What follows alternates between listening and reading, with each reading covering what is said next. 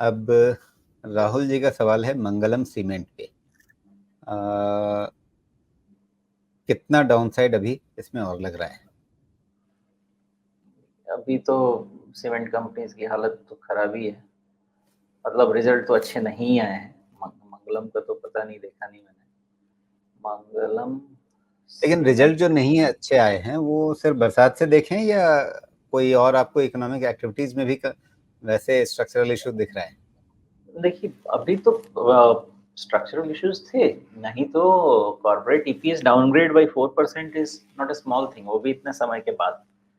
लेकिन फिर second school of thought भी है ना। सेकंड स्कूल ऑफ थॉट ये है कि अब गवर्नमेंट स्पेंडिंग शुरू होगी।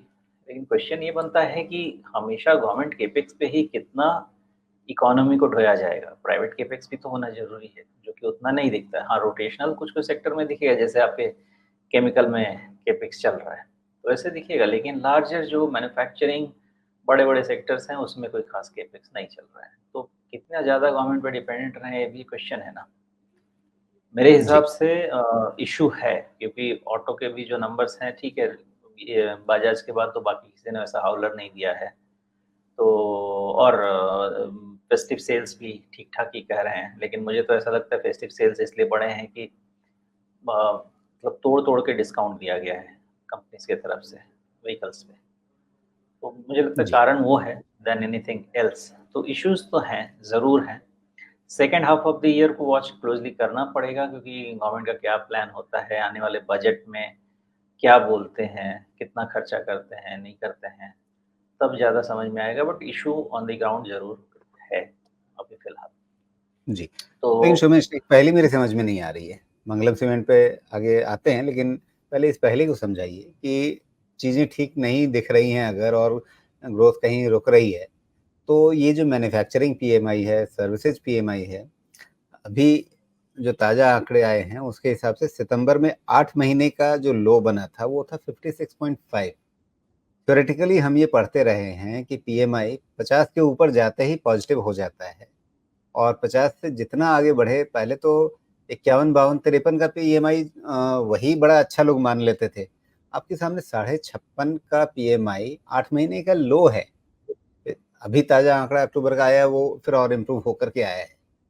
अगर पीएमआई इतना तेज है, अगर 56-57 का पीएमआई चल रहा है, तो ये तो बहुत तेजी से बढ़ती हुई अर्थव्यवस्था होनी चाहिए।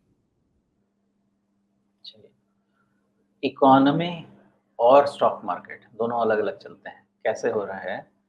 ग्रोथ और रेट ऑफ ग्रोथ दोनों अलग-अलग चीज़ है।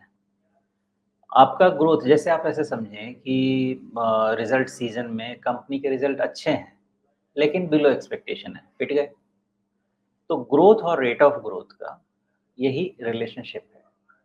तो आप ग्रो तो कर रहे हैं, लेकिन जो आपका रेट ऑफ ग्रोथ है, वो धीरे-धीरे कम हो रहा है, which is a cause of concern.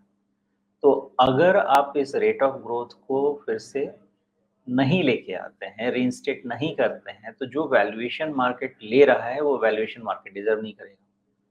And therefore वो कंसर्न रहेगा कि क्या ये रेट ऑफ ग्रोथ ऐसे ही कम होता रहेगा? बिकॉज़ प्राइवेट कैपेक्स अभी भी कुछ खास दिख तो नहीं रहा है। कंजम्पशन पे क्वेश्चन मार्क चल रहा है, जो आपका मेजर कंपोनेंट है जीडीपी का।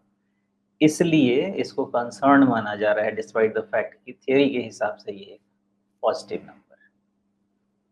जी।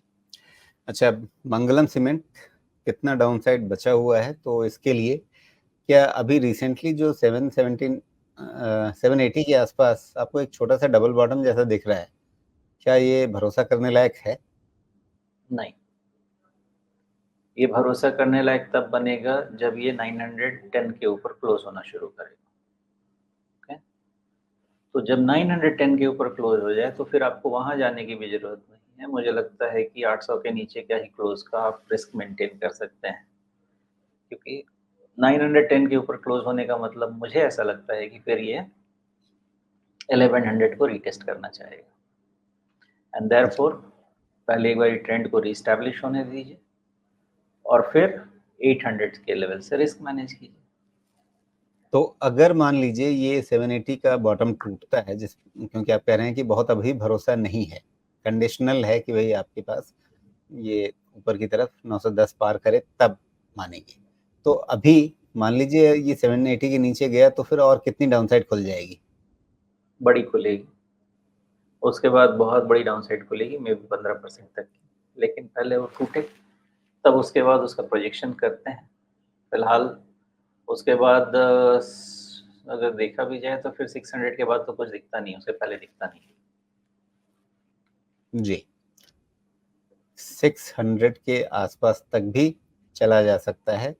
दरअसल एक कंसोलिडेशन के बाद नई चाल वहीं से शुरू हुई थी, तो एक पहला प्रोजेक्शन तो वहीं से बन जाता है। अच्छा। रिट्रेसमेंट मतलब। जी। तो अगर उस रिट्रेसमेंट के हिसाब से भी देखें तो ये 680 माफ़ करिए 780 के आसपास का जो है, ये एक अच्छा बेस बनना चाहिए अगर इस रिट्रेसमेंट को ये रिस्पेक्ट करे तो। वो उस समय इवैल्यूएट करेंगे राजू जी, क्योंकि अगर मोस्ट अवेटेड दिसंबर क्वार्टर रिजल्ट में भी अगर सीमेंट सेक्टर्स का टर्न अराउंड नहीं होता है, मतलब ग्रोथ रीस्टैब्लिश नहीं होता है, तो फिर प्रॉब्लम मेजर हो सकता है। जी। तो फिलहाल अब ये मामला जो है 2 चीज़ों पे टिक गया। आपको 3 महीने और इंतज़ार करना पड़ेगा अगली तिमाही के नतीजों तक, या फिर आपको नज़र रखनी पड़ेगी या तो 780 टूट गया तो और नीचे की डाउनसाइड खुल गई, और या फिर अगर 910 के ऊपर निकल गया तो फिर नई चाल बन गई। इस हिसाब से आप अपना फैसला इसमें कर सकते हैं। तो उम्मीद है राहुल जी आपको एक थोड़ा अपने सवाल का जवाब मिला होगा कि इसमें डाउनसाइड क्या हो सकता है, कितना हो सकता है।